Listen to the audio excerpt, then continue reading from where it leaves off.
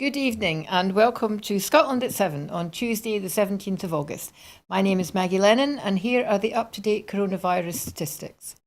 As of 2 o'clock today, a total of 2,584,083 people in Scotland have been tested through the NHS Scotland labs and UK government regional testing centres since the start of the pandemic. Of these, 2,216,842 have been confirmed negative, 367,241 have tested positive. There are 1,815 new cases of COVID-19 confirmed by a test, although not everyone with the virus will display symptoms and not all those with symptoms will be tested. There were 9 new reported deaths of people who've tested positive. The number of patients in Scotland who have died from the complications caused by the coronavirus infection now stands at 8,041. This number only includes those who have died having received a positive test for the virus in the previous 28 days. Of the people who have tested positive, 338 were in hospital last night, 40 of whom were in intensive care.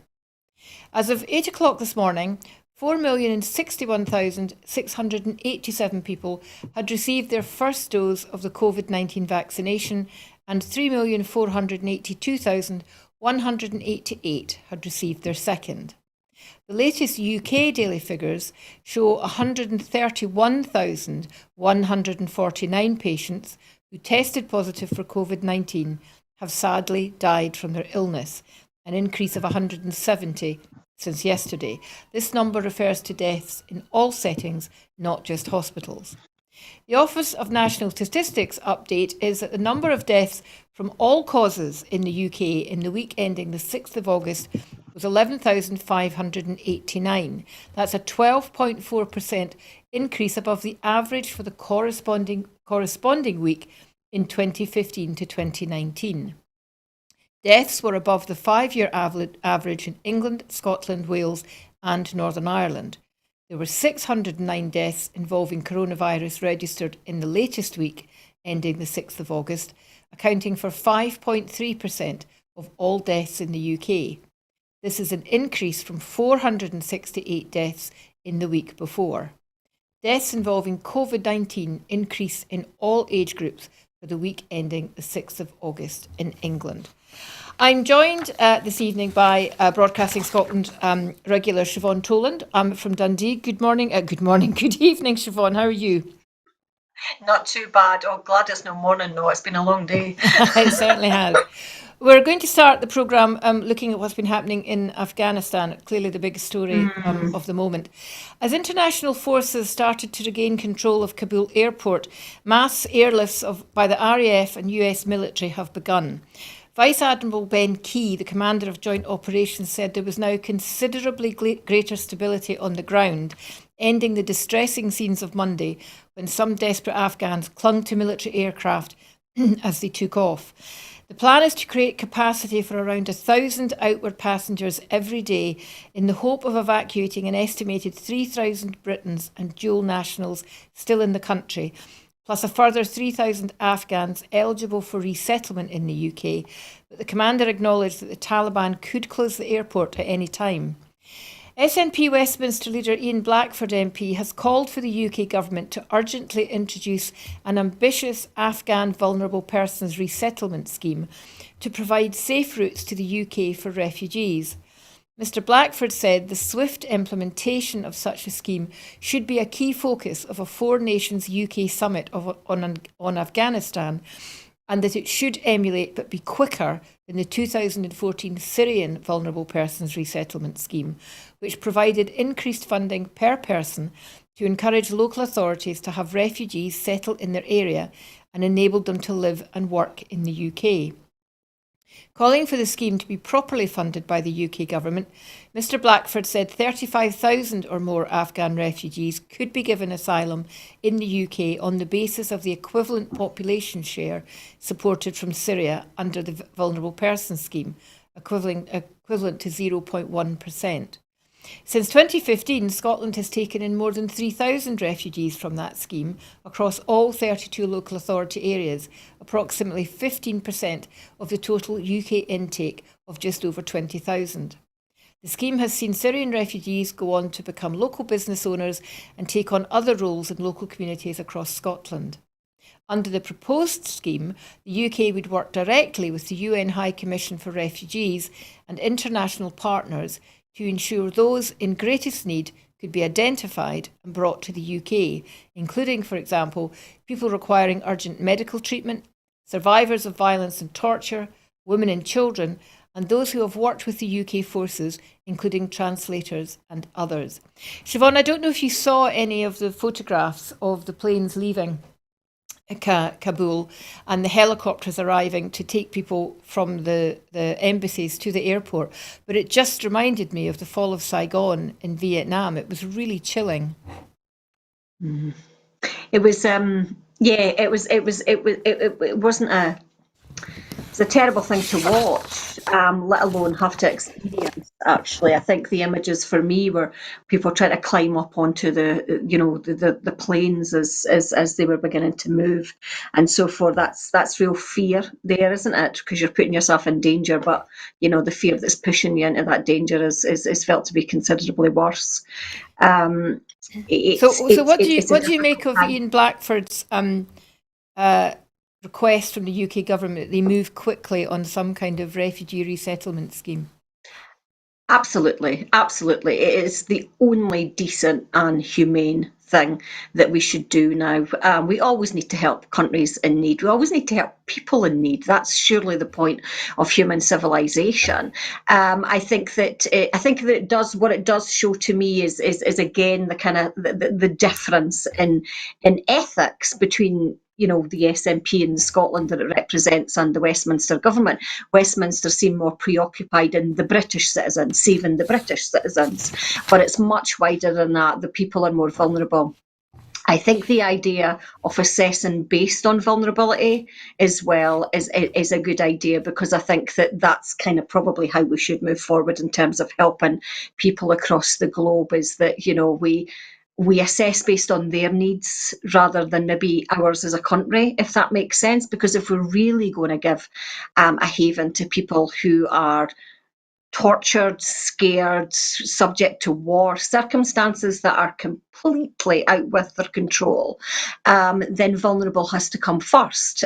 We know that from our own society now with the COVID response. The public health response is protect your vulnerable, and and then we'll kind of take it from there. That should be a global response in all areas, and so that idea for me is the best way to go. The Syrian programme, of course, was very slow in happening, and it was a result of the mass migration into Europe by Syrians who were fleeing.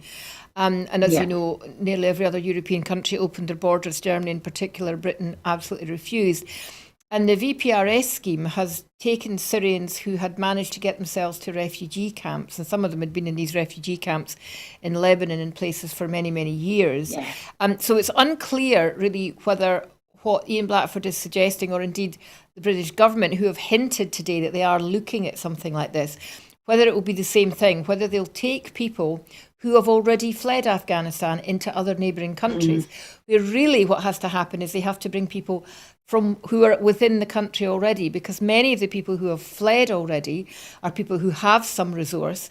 It's the people left behind, especially the women and girls left behind, who are more at risk. But it's difficult to see how that could be achieved without the agreement of the Taliban. You can't just simply walk into a country and help yourself to 35,000 nationals and say you'll take them. And given obviously Priti Patel's aggressive stance against asylum, I can't see this sitting with her, despite the fact that I don't know who it was today. It was one of the other cabinet said that Britain was a big and open-hearted country, and I thought, well, quite a lot of refugees Dominic agree Raab, with I think. You. I know. I think there is a tension there between the PR response and the reality within the UK. If you look at Dominic Raab, I think it was Dominic Raab that says, we are a kind of humane country. Of course, we're going to help, but actually, the reality on the ground, as we know, and we've been talking about this for months now, is that it is a hostile environment, and it's got worse under Priti Patel as well. We've become exceedingly more hostile. I think the irony about, as you say about, people who have already left is it tends to be young men who leave, and women do get you tend to get left behind a bit more. The And photograph the unfortunately, photograph that's been yeah, doing the rounds today of all these people crammed into that aircraft was predominantly men. And yeah, quite a few people said it's all men. They've left their wives and children behind. Now there were women and children on the plane, but yes, you're right. yeah. It is predominantly men. Maybe in the hope that once they get settled, they'll bring their families, but there's no guarantee of that.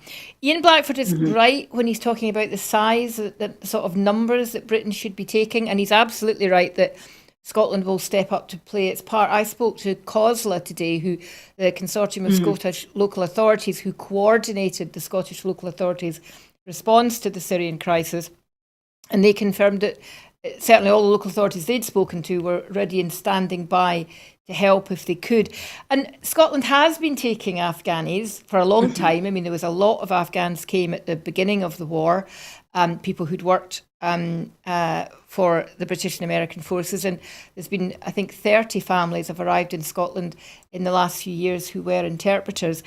But the refugee support community is asking for more and going even further than Ian Blackford. They're asking that there are no removals back to Afghanistan of asylum seekers who are appeal exhausted. So there's no deportations back into Afghanistan. They're Yeah. asking that those Afghanis who are here waiting on their cases being determined are automatically given either leave to remain or humanitarian protection, so there's no risk of Hmm. them being returned in the future. They're asking that the existing interpreter programs and resettlement schemes are speeded up and that actually they are widened in their criteria. As well as a general vulnerable persons scheme. And they're asking that Britain implements humanitarian visas. This is a way of giving people a right to come to Britain without having to risk a dangerous route. So, avoiding people traffickers, avoiding dangerous crossings in the Channel. And Britain, like I have to say, the rest of the EU, has resisted humanitarian visas. And so I think Ian Blackford is right to be absolutely upfront on this, but there is so much more that Britain can do. Mm. It'll be interesting to see what other Europeans do. I don't know if you heard that when the Afghans who've been working for the Dutch embassy turned up to work today, the Dutch had left and hadn't told them they were going. I was really shocked when I heard that. You know, it's small. It might seem like a small thing, but it's massively important in its symbolism as to just literally turn your backs on vulnerable people, isn't it? Yeah, that's a kind of terrible thing for a kind of a civilized country to do. Actually, is just to pull your force without any, any kind of any communication at all. I thought you were going to say something nice that they did, but No. Sadly, no. So certainly, the UK has an obligation to many people in Afghanistan who worked for them, but they have an international yeah, and moral obligation, and they really yeah, have to concentrate on women and girls. And yeah, the fear that is existing amongst women and girls of what's going to yeah. happen with the Taliban is absolutely chilling.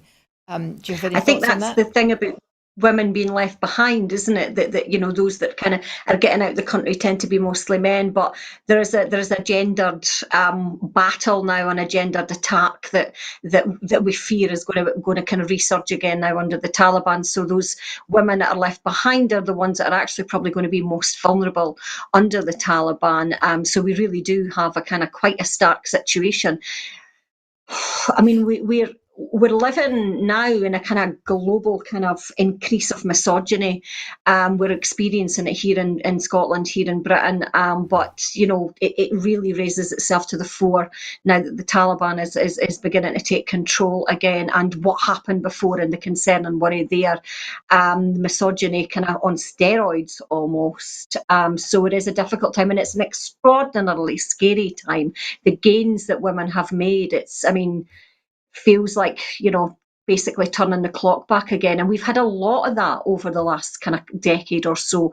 A lot of kind of rights and that we've kind of thought had been enshrined A, a, across the globe has been a lot of reversed. people have been commenting because of the sudden fall and the resurgence of the Taliban so quickly that the war is for nothing. That's 20 years it's been wasted. And while absolutely, that's true. And I'm not sure we should ever have been in Afghanistan in the first place. There's no doubt that Yeah, it did give women an opportunity for 20 years to meet their full potential. And that's been something that's important. You can't allow 52% of your population to not make that yeah, contribution if they want to. And that's where the biggest change will be. And I think the yeah, forced veiling of women is really literally the disappearing of women. yeah. And we really can't let that happen. So let's hope the UK government does not take too long to announce what they're going to do. All they've said is they'll give the details in due course. That could be days, it could be weeks. Let's hope it's not months, because people's lives are at risk. Yeah, yep. And we need a coherent international combined response so we all take responsibility across the board. The problem with Syria, of course, is a lot of countries within Europe. There was a European response, but individual countries within Europe didn't want to take responsibility. Yeah. So that caused a kind of massive load of tension and problems. It was the European fragmented response that actually caused the crisis. We could have handled it. We could have managed that influx had we done it carefully and coordinated and with compassion. But it was the fragmented response that literally caused the problem in the first place. So we don't want to exacerbate these difficulties now that's happening in And Afghanistan. We need to learn from those while lessons. there is some hope, although I do think it's slim, that there is going to be some transitional government, and while it appears that the Taliban are trying to play the PR game with the West, it's Yeah, interesting they have an English-speaking spokesperson, which I think is a first. Then this is the time for, as you say, the international community to make a stand and say, we are going to do something. But I think for those who have been left behind, who have not yet managed to get out of Kabul and Afghanistan, things are not going to change anytime soon. yeah. Back here in Scotland, the latest Labour Force survey estimates for April to June 2021 that the unemployment rates in Scotland are down. They decreased slightly, but the employment rate decreased slightly, and economic inactivity rate increased. The estimated unemployment rate of 16 plus in Scotland was 4.3%, up 0.6 percent points since December 2019 to February 2020, but down 0.1 percentage points over the quarter. Scotland's unemployment rate was below the UK rate of 4.7%. The estimated employment rate, that's proportion of people aged 16 to 64 in work in Scotland, was 74.2%, down 1.2 percentage points since December 2019 to February 2020 pre-pandemic, and down 0.1% over the quarter. Early estimates for July 2021 from HMRC Pay As You Earn real-time information indicate that median monthly pay for payrolled employees in Scotland was £2,011, an increase of 7.5% compared with February of 2020.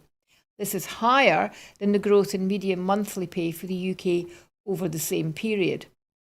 Commenting on the latest publication of Official Office for National Statistics Labour Market Statistics, Employment Minister Richard Lochhead said, for April to June 2021, Scotland's employment rate estimate decreased slightly over the quarter to 74.2%, and the unemployment rate estimate decreased slightly to 4.3%. We are carefully monitoring any impact on employment, particularly as the job retention scheme continues to unwind, and taking action where necessary.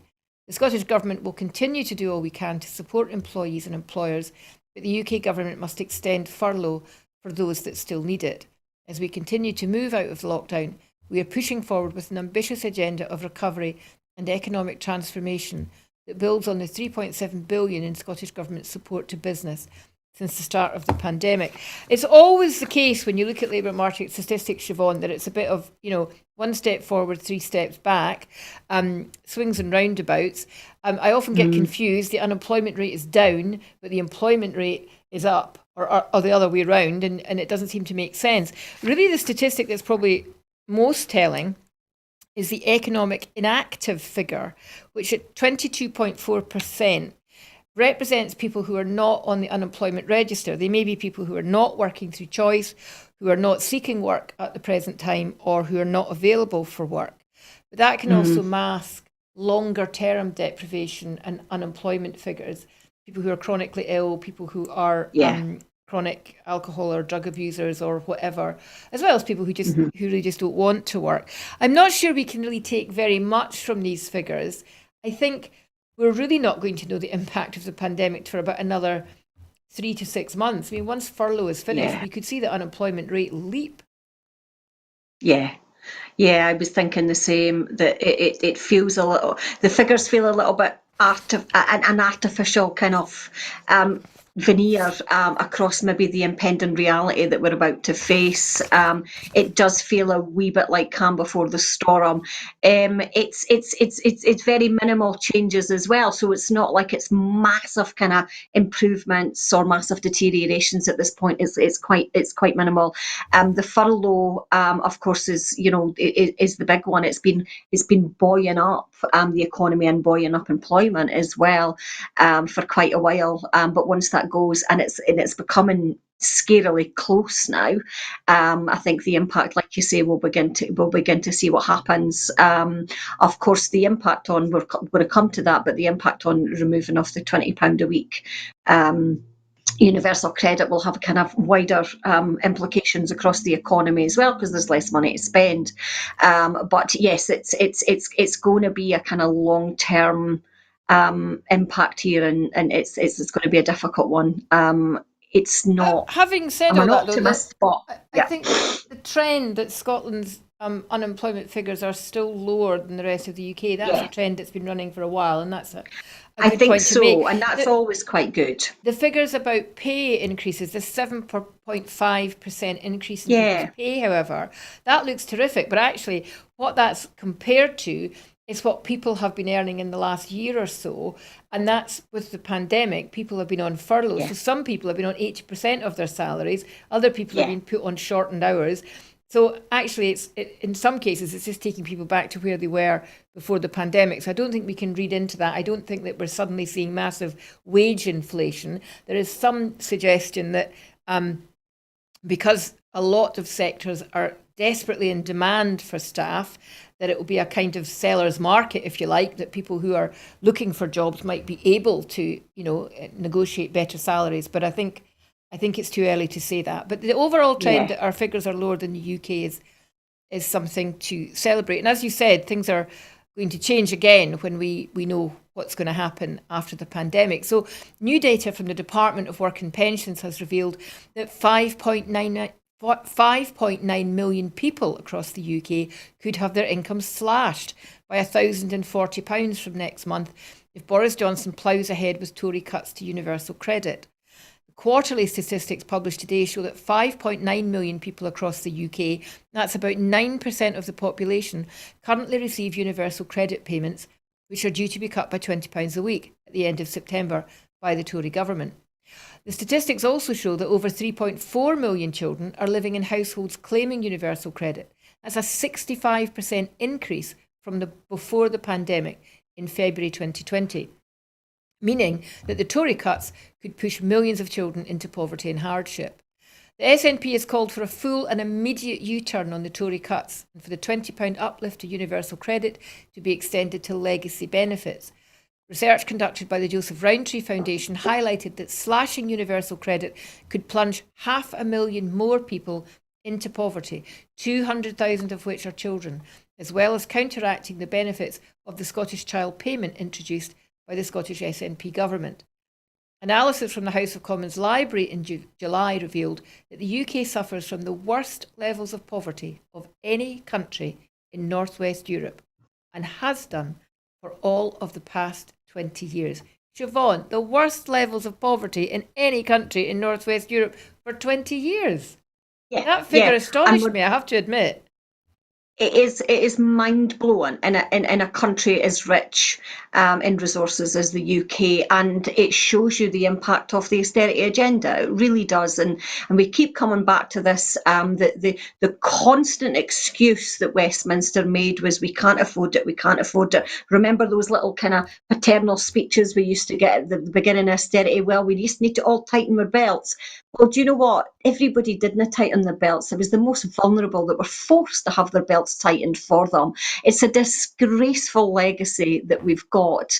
It's worthwhile mentioning as well, you talked about the kind of 65% increase of families with kids on universal credit. Save the Children, we're saying that 3/4 of families on universal credit are under the age of 10.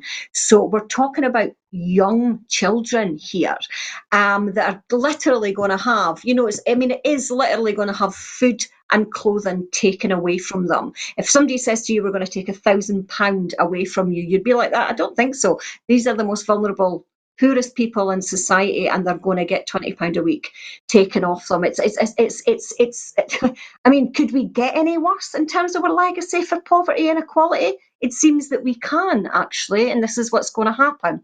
I think I want to, because it's children that always suffer, and I do want to kind of just, excuse me while I get my notes, but I do want to give quite a chilling piece of information by the Joseph Rowntree Foundation, who estimated a few years ago if we were eradicating poverty, we would save 1,400 children's lives every year.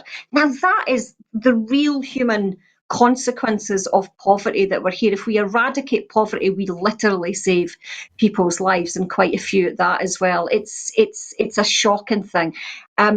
What it does, of course, is it puts much more pressure on organisation or country like Scotland, Wales, local authorities that try and obfuscate those cuts and try and help those that are desperately in need. These are difficult times, and I keep talking about austerity 2.0 when I think that this is what we've got. The Conservatives never seem to change. They always seem to punish those that are most vulnerable. I want to also draw the parallel here, because we've had just recently the cut to international, to foreign aid as well. And we talk about this, well, we need to consider ourselves back here. Why are we giving money to people abroad when we could be giving money here? Well, do you know what? We're not giving money to people abroad anymore, and we're not giving money to people here either. So these are ideological decisions that are made. They're not about tightening belts. We can tighten our belts in every other way. We choose to do this. And these are the kind of stark realities that we now face. Interesting piece of information that the Joseph Rowntree Foundation again did a study just before the Scottish election, and 77% said that poverty was one of the biggest issues for them and what they want in terms of what they wanted the new Scottish government to do. So it's a massively important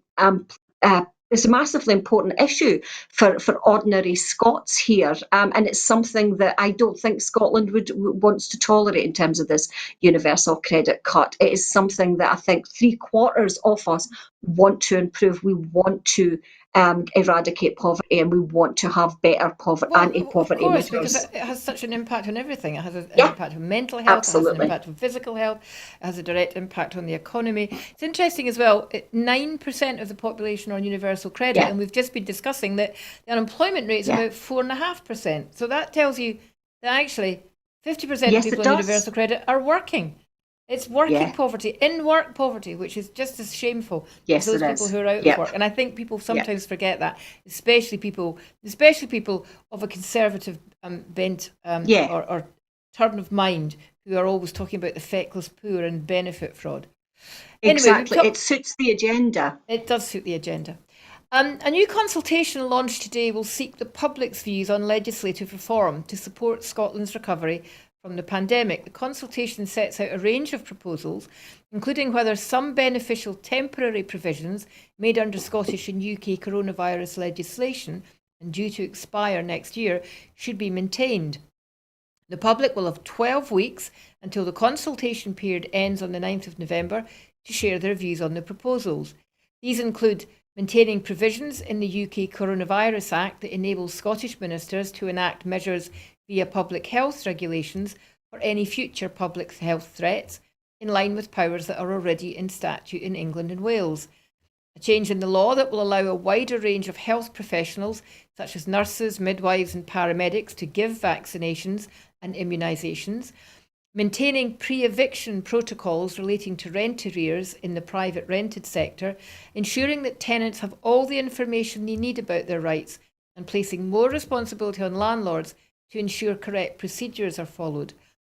Whether the extended statutory time limits for criminal proceedings should temporarily remain in place to help the Scottish Courts and Tribunal Service manage the backlog of cases arriving from the pandemic and ensure cases can continue to be heard through greater flexibility in the programming of court business, and maintaining remote registration of deaths and stillbirths by phone or other methods without the need to go to a registration office in person, in addition to a new proposal to extend this flexibility to live births. Consultation also asked people to suggest any additional measures or legislation not covered in the consultation that could support Scotland's recovery. So, Siobhan, of those suggestions I've given, which one appeals to you most? And can you think of anything else that's been put in place during the pandemic that you would like to see stay put? Yeah, I think that rent arrears would be the issue from me, and declaration of interest. I rent out a flat in Edinburgh, so effectively I am a landlord. But at the same time, what I'm going to say is I think that we could go further there. I mean, it's landlords do need to take better responsibility to kind of try and prevent rent arrears, but I think that what I would like to see is the prevention of evictions based on rent arrears, and that was something. Remember, it was like it came in as a kind of a temporary measure to help people during the COVID crisis, but I think I would like to see that made permanent. I think we need much better and much more robust legislation to help people. So that's a good start, but I think it needs to go further. No one should be evicted from their home because they can't afford to pay their rent. It's just not the right thing to do, and that comes from a landlord, by the way. I still think that the people have lives. They need protection, and it's poverty related. So I would like to see that made permanent.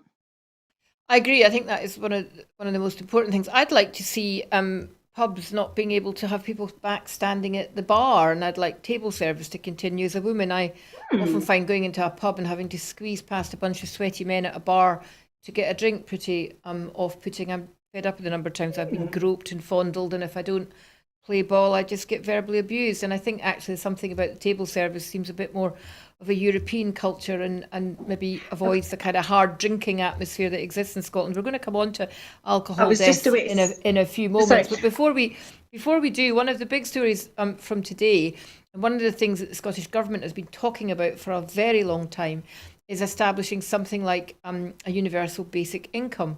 Well, today Scotland is taking its first steps on the road to establishing a Scottish minimum income guarantee, not quite the same as universal basic income, but similar. Social Justice Secretary Shona Robinson will co-chair the first meeting of a new steering group to drive forward the ambitious new policy with the aim of reducing poverty, inequality and insecurity.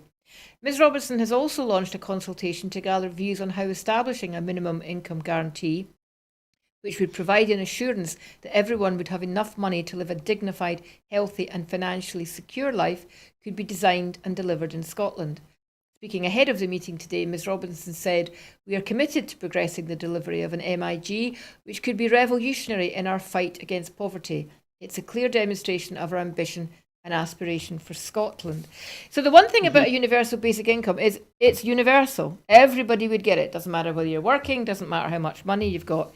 And universality has always been a bit of a cornerstone of SNP social justice policy. That's why everyone gets free prescriptions irrespective of what they earn. That's why children all get the offer of free school meals irrespective of what mum and dad earn.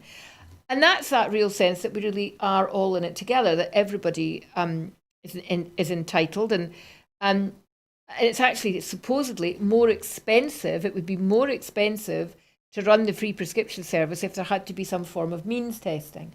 So this is a step back from that, because it's quite clear in other information that's been produced today that this would not be for everyone, that it would only be looking at people who needed it the most. So there would have to be some form of assessment, and there's always going to be a problem of who falls just the wrong side of the line. So do you welcome this proposal, or are you a little bit disappointed it doesn't go further and it is more like the universal basic income that lots of people have been advocating for? I think lots of people have been advocating for it. I think I think under the current the devolved status that Scotland has, we don't have all the powers. It does make it very difficult to put into place. There's an element, I would say, maybe arguing slightly different here, but there's an element of universality with minimum income guarantee in that everyone has, a minimum income. So we never reach below that. So in that sense, there's universality. But I get your point. I think it's maybe just the way that it's the best we can do under devolved circumstances. I also think that it's Scotland is pretty much testing the water in a lot of issues at this moment in time, isn't it? And I do think the minimum income guarantee is that way of going. I would love to see universal basic income. That would be a great joy for me. I'm just not sure that it's strategically possible or financially possible under the devolved structures No, at this point. it's absolutely not. I mean, we would need Yeah, significantly more powers under Social Security and yeah, tax raising, and not just those things, other things which are part of the reserved powers would need to change. So, for example, we would need to have power over sanctions, we'd need to have yeah, power over waiting periods and assessment, the benefit cap, the getting rid of the two-child limit, and all of that. So it's not yeah, just the extra powers. I had a look at the absolutely. report, the report from which the government have decided to take the idea of the MIG. There's not a lot in there about figures. I struggle to see where they were getting the figures from. I'm not sure how much better off under this system people who are on benefits would be. I think they would be. I think that's the whole point. I didn't see Yeah. anything about how it would link to pensions either. There's a lot about single parents, there's a lot about people with children, but I didn't see where pensions came into that. Um, Mm, I mean, to be fair, this was something that the Scottish government did say it would begin work on in its first yeah. 100 days. So it's another tick box in that column. But I think it's going to be some time. I mean, the report that the government are responding to has said minimum income guarantee by 2030. So it's not something that's Mm, going to happen overnight. But I think it's good that it's happening, and I think yeah. it's worth exploring. And hopefully, there will be a chance for people to, comment. There'll be consultations, and people who are leading on this will be able to participate in. Because, as we've said, poverty is such a destroyer of Yeah. lives, and in Scotland we have real issues with this. I think as well, if you look at the investigation is being structured, is that you've got the group of MSPs, but at the other there's two groups, but there's the other group that has organisations like the Joseph Rowntree Foundation, but also people who have experienced poverty as well. So you've got that direct input as well as the public consultation. When I was looking at how it looked like they were trying to work it, it was literally almost as if they were trying to pull every power they had in order to kind of top up that income. So they were saying things that might not just be a kind of a top up of benefits. It could be employment tax credits. It could be things like slight changes to childcare and so forth as well. So it could potentially be quite a complicated system too. So maybe trying to simplify that. Everybody likes simple, especially when it's about money, and especially if it's about money when you're poor. So it would be trying to straddle that line between trying to use all the powers and authority that we have, but actually trying to make the system as simple as we can as well. 2030 seems awfully late for me, though. Yeah, I think That's so. another But you're right generation of about kids. simplifying. The Yeah. UK benefit system is one of the most complicated in the world. And, it's one of these things, if you know the right questions to ask, you might get the benefits you're entitled Yes. to. But if you don't, nobody's going to tell you what they are. The number of Yes. alcohol specific deaths in Scotland has increased by 17% to 1,190 in 2020, up from 1,020 in 2019, according to statistics on deaths by various causes published today by the National Records of Scotland. These figures show a return to the recent upward trend in the number of alcohol specific deaths in Scotland following a decline in the previous year. This is the largest number of deaths due to alcohol recorded since 2008. Other key findings show that in 2020, probable suicide deaths decreased by 3% to 805 deaths from 833 in 2019. There was a downward trend in probable suicide deaths in Scotland from the early 20s until 2017, followed by increases in 2018 and 2019. There was a 1.1% decrease to 6,352 in deaths where Alzheimer's and other dementia were the underlying cause. And there were 2,759 accidental deaths in Scotland, a 1.2% increase compared with 2019. The majority of accidental deaths were the result of accidental poisonings or falls. The death rate from all causes for people in the most deprived areas is 1.9 times that of those in the least deprived. Death rates for drug-related are 18.4 times as large, and alcohol-specific deaths 4.3 times as large, and suicides 3 times as large. And these were notably higher in the most deprived areas. So we've been talking about poverty, Siobhan. There you can see it. It's impacting directly on alcohol deaths, on drug deaths, and we've been covering drug deaths a lot on the programme, and on suicides. I suspect the suicide rate is actually going to rocket when we see 2021's figures. But by any standards, these alcohol-specific deaths, and to be clear, alcohol-specific deaths as opposed to alcohol-related deaths, alcohol-specific deaths are deaths that are as a result of alcohol misuse. Alcohol-related deaths include that number, but also include deaths where illness has been caused possibly by alcohol, but not necessarily alcohol abuse. And it doesn't include other disease from diseases like heart failure or cancer that may be contributed to by the use of alcohol. So this is alcohol abuse. Taken along with the drug abuse figures that we've been seeing recently, this country really is sick, isn't it? Yeah. I mean, I was thinking about it earlier on, just on a personal level, actually. I was having kind of slightly morbid conversation with my father up in Glen Esk on Sunday, just talking about people that we know that died. And a lot of my dad's friends died from alcohol. I've had friends and family in my generation now as well. One of my best friends died from alcohol. My cousin and another friend died from drugs. So there really is a kind of, it's a story that touches us all. And the recurring theme of this programme, isn't it? It seems to be poverty, harm, lack of well-being. We really are kind of moving into quite a vicious cycle now, and it's only going to get worse. I think Alcohol Reform Scotland said that alcohol costs the Scot. Alcohol harms Scotland 3.6 billion a year in health, social care, crime and productive capacity, 267 million a year just in health services alone. It's a massive financial cost for Scotland, as well as the harm that it costs. So what we need to do is flip that around. We need to start investing in these services. We need to start investing in all support for all alcohol and poverty related issues, because if we don't do that, we're not only going to be causing massive harm for our population, we're going to cause massive harm for our economy and our society across the board anyway. It's a win-win when we start investing in our people.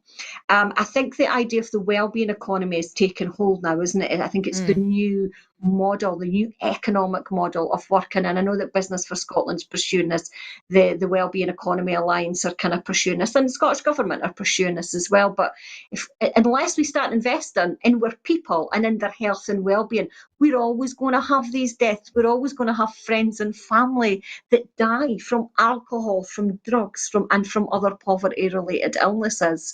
It's not. We started off the programme and you were given that mind-blowing fact, weren't you, about the fact that the UK is the most unequal society, and these are the consequences. Yeah. These are the actual living, breathing, lived experiences and consequences. It ends up in death for many of our citizens. Closing that poverty gap, closing that gap between most deprived and least deprived really has to be the only programme for government as we go forward and as we come out of the pandemic. Absolutely. I mean, it's not just poverty. It's like you say, it's not just poverty. It's the inequality that causes the whole host of. It's not just health. It's the kind of the social issues, the crime, the kind of the kind of the difficult behaviour, the kind of isolation, the kind of frustration that people or kids experience. It raises. It's like a ticking cancerous time bomb for society inequality, and we never seem to recognise it. And if we last rant over, but unless we make radical changes to the society that we're now got, we will continue down this path and it'll only get worse. And the impact on mental health will continue to Absolutely. be an issue. And a new report on the mental health officer workforce shows 53 extra full-time MHOs are needed to meet the shortfall in the work required by local authorities. The report published by the Scottish Social Services Council today shows although the number of local authorities saying they had a shortfall had fallen to 23, they estimated an extra 1,911 hours a week for MHO work was needed. That's equivalent to 53 full-time medical health officers, an increase of 4 on the year before. MHOs are specifically trained social workers who carry out statutory duties in relation to mental health legislation. The reported shortfalls in staffing could result in delays to people accessing services, appropriate treatment and care, and hospital discharges. There's a number of key points from the report. A couple I want to pull out is that a rise was seen in the estimated average time spent by MHOs from non-mental health teams on MHO work, and the estimated amount of MHO hours worked per 10,000 head of population in Scotland has increased from 20.5 to 21.25. Now, it's not just that area in mental health that is facing a problem. In February this year, the Scottish Government voted to declare a mental health crisis in Scotland, and they were joined by charities who work in mental health, including SAMH, who were asking for a radical new plan because services were struggling before the pandemic. And that's the point. This isn't something that's crept up overnight. We've seen mental health services under increasing pressure, and that, I think, is only going to get worse. Yeah. I mean, I think that, COVID has not only kind of shone a light on it, but it will absolutely, undoubtedly exacerbate the mental health difficulties that we've got. And I think we do need a radical rethink, because I think if we continue, and if we think about the mental health officers, for instance, we need so many more, 53 full-time officers in order to kind of almost stand still. These are for people who are incredibly vulnerable and have significant mental health problems.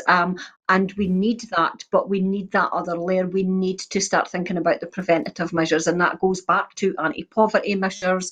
That goes back to actually trying to prevent and mental health problems starting in the first place. I had a meeting with one of the local community education officers in Dundee, and we had a long conversation about how we do that in a post-COVID recovery now, because we need to kind of almost help people reintegrate their sense of community before the mental health problems begin to take place. Because if we don't recognise the trauma that we've been through, we really are just clocking up mental health difficulties for the future as well. So it does require a very, very complex, multi-pronged approach. It's like anything to do with health. If we constantly look at the end effect, like constantly think about the NHS when people are already ill, then we're constantly doing stick and plasters. We need to look at preventative measures. I think the Nicola Sturgeon's analogy for the dental free dental care is a good kind of way to look at it here. That the reason that they're setting up free dental care is actually to prevent the pain and the cost of people ending up in hospital because they've not gone to the dentist because they couldn't afford it, and then the dental problems get worse and worse. Well, that's like that for all types of health. The more we leave it, the more we kind of live a kind of unhealthy kind of practice, then we are going to end up ill towards the end, and it ends up being more costly in the long run as well. It does require a radical rethink. How we do that is really going to be, I think, a testimony to how we move forward in a COVID recovery. These are the choices I think Scotland need to start making, isn't it? It comes back to, do we want an investment in our society, or do we want to continue down the path that we've had, where people come second to the economic robustness and GDP? These are kind of big questions now that I think we'll have to ask. It's an exhausting prospect, but do you know what? We need to start trying. We do need to start trying. I mean, you really need to have some cross-party acceptance and support and working together on this. Yes. Making political points out of this does Yeah. nobody any good, not least the people who need the help most. And you're right, prevention and better access is the answer. It's the Yeah. answer to mental health issues. It's the answer to drug issues. It's the answer to alcohol issues. It's going to be the answer to all the latent ill health and diseases that no one's picked up during the pandemic. Yeah. Prevention obviously takes longer to develop, Yeah. but access, speed of access, I think is crucial. Yeah. So if there's going to be money thrown at the problems, I think that's really where it has to go. Yeah. Yeah. Leaving Scotland just for a minute, German Chancellor Angela Merkel today condemned the way that Belarusian leader Alexander Lukashenko treats refugees, adding that Germany would consult closely with its European partners on a coordinated response. Lukashenko is using refugees, for example, from Iraq, in a hybrid way to undermine security. And of course, we condemn this in the strongest possible terms, Merkel said at a news conference with the Estonian Prime Minister. The European Union accuses Lukashenko of using the refugee crisis to pressure the bloc to reverse sanctions it imposed on Belarus over last August's allegedly rigged presidential election and its treatment of the political opposition. A draft statement for an extraordinary summit of EU interior ministers scheduled for tomorrow says the European Union stands ready to provide additional border officers and money to tackle a migrant surge on Lithuania's border with Belarus. Well, we know that Lukashenko's a nasty piece of work, and that very much came to light during the Olympics, obviously, and the crackdown he has on dissidents within his own country. But really, using refugees in this way is probably the lowest of the low. Yeah, political pawns in a kind of international game. It really is quite shocking behaviour. And of course, the Amnesty International's reports on Belarus's treatment of refugees and asylum seekers is quite damning as well. And the reports in 2017 and 2018 said that they had no functioning system there, and they routinely just handed people back to countries where they knew that they were going to be tortured. So there's no care or concern there. It feels very much like people being treated like chattel. And good on Merkel for actually standing up there. It's another reason why we need an international response to prevent people being used as pawns like that, and to create a standard of humanity that all countries must adhere to, and enforcing that as well. Actually, you say good on Merkel, and you're right. I think, we're coming into the last few days of her chancellorship, and I really think Europe are going to miss her when she goes, because she has been an extraordinary leader, whether or not you agree with all of her politics. She has been an extraordinary leader of the German people. People come out in their droves, irrespective of their political viewpoint, to applaud her. She's known for, living in an ordinary flat and doing her shopping herself. And one of the things in Germany, in Berlin, I don't know if it's all over Germany, but if here's a little tip, if you're ever in Berlin and you want a nice lunch, all government buildings that have staff canteens are open to the public. So you can just go in and go and have a very nice lunch. And sometimes people who tip up to the Parliament buildings and go in there for a lunch, occasionally would bump into Angela just with her tray, getting her lasagna quite nicely on her own, no fuss, no bother. Not sure you'd see very many world leaders do that, and she really is a world leader. So I think we will miss that slightly wagging finger attitude of her sometimes. But she's taken on bigger men than Lukashenko. So I don't imagine, sadly, anything will change. But yes, Europe needs to take a stand. Its own record sometimes on refugee issues isn't all that it might be. We're going to end with something. Good leadership is Sorry, just Yeah, want to say about Merkel, the sign of good leadership is taking people with you, and I think that she did that all the time by she the way does. she lived as well as governed. Absolutely. We're going to end on a slightly lighter story tonight because really it's been a pretty sad and statistic heavy program tonight. But then that is unfortunately just the reality. Orkney News has announced the publication of Rebel Orkney, an illustrated history book by writer Fiona Graham and artist Martin Laird. Subtitled Tales of Insurrection from Orcadian History, Rebel Orkney tells the story of some of those who dared to stand apart, for better or worse. The book begins with the betrayal and martyrdom of St Magnus in 1118 and takes the reader on a journey through time which ends with the uranium mining protests of 1976. Both well-known and lesser-known subjects are covered over the course of 13 chapters. These include the infamous Black Patty, who built the Earl's Palace and Kirkwall, the pirate Gow, Alexander Graham, who gained free trade for Stromness and elsewhere, the Rousey clearances, the suffragists who campaigned for women's rights to vote, and more. Fiona Graham commented, "It's said that history is written by the winners, and while some of the characters in this book did win, others did not. But all of these stories need telling, even if you think you know Orkney's history well. This book takes a new look and reveals aspects of Orkney's past which may have been forgotten about. I was delighted to work with Orcadian artist Martin Laird on Rebel Orkney." I don't tend to think of Orkney as a place of rebels, I have to say. So I'm No. quite excited about this. Yes. If she was going to write Rebel Dundee, Siobhan, who would be in that? Well, actually, because I was involved in a project not that long ago with artist Ruth Ewan, and we did an evening, the A to Z of political dissidents. So we went literally A to Z in terms of Dundee dissidents, and of course I did Mary Brooksbank. We talked about the Queen Victoria statue. Lots of people. I'm terrible at names, so I can't really kind of get it off the top of my Would head. Siobhan Tolland Um, be right up there, do you think? Well, maybe someday, but you never know. I'm just a small one.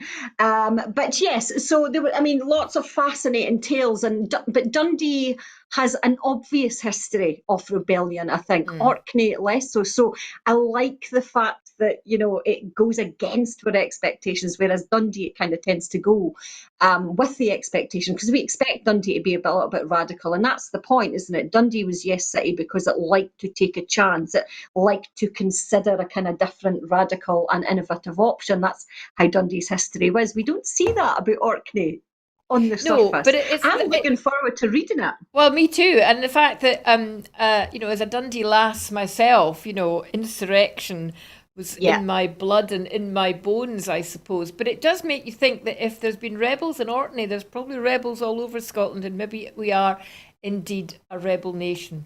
That's all we've got time for tonight. absolutely. Thank you, Siobhan, for joining me. As we say at the end of every programme, Broadcasting Scotland relies on public subscription to keep us going. We have fantastic facilities here in Glasgow, a new outside broadcasting unit we're about to launch, and we've got a lot of work to do in the coming years as we look at possible new constitutional change in the country. So if you've enjoyed tonight, if it's your first time watching, or if you watch often, then maybe have a look at the website www.broadcastingscotland.scot and see if you can't make a donation, a regular donation to keep us going, or even a one-off. It's all very welcome indeed. We support broadcasting that is independent, and there's not much of that around. So if you want to see us continuing on your screens every night of the week, Monday to Friday, and on a Sunday, then put your hand in your pocket. You know it makes sense. Thank you very much. I'll see you soon. Have a good evening.